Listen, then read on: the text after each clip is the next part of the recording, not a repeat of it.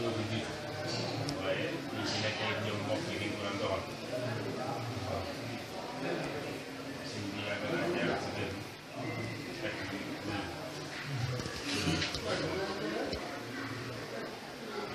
loolu it dëgg yàlla dañ ko daan doxal événement bi di naan sàkku sax pour ñu ñëw yàlla def ko ci daanaka dama fa ñëw rek ñëw yàlla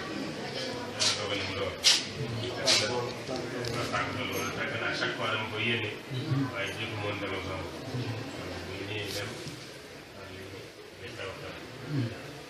yàlla def it aussi boobu ba léegi nag tamit njaboot bi noonu la ñuy jàpp wax dëgg yàlla ndax nii dañ woote xew bu yëgal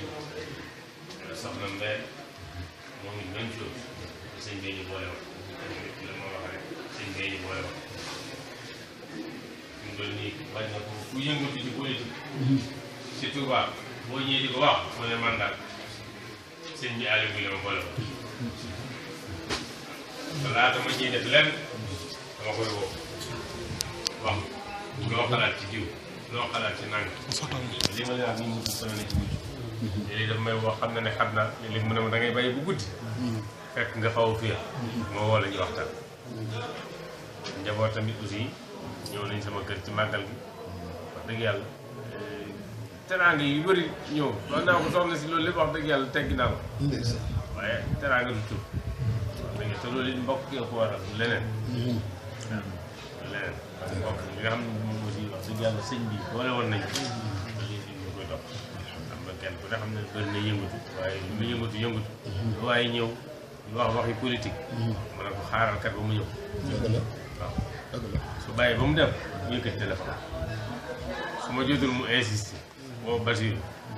su ma ko rappelé mu ne ma léeg-léeg ma toog ñaari fan du ma ko rappelé mu ne kat boobu léegi nangam ñuy tax ma lay bokk boo ko waxee mu ne sëñ bee ñu boole woon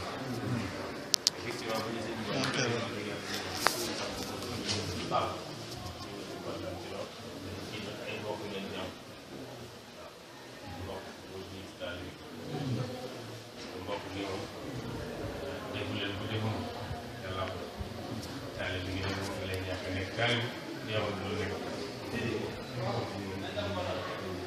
vraiment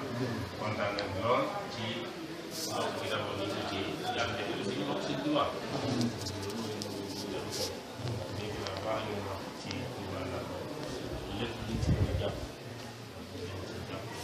am moo xool dinaa ko dundam déjà pour mu mën a xool ci salaire liñ ci mën a yokk parce que peut-être loolu daa mën naa gën a jàppale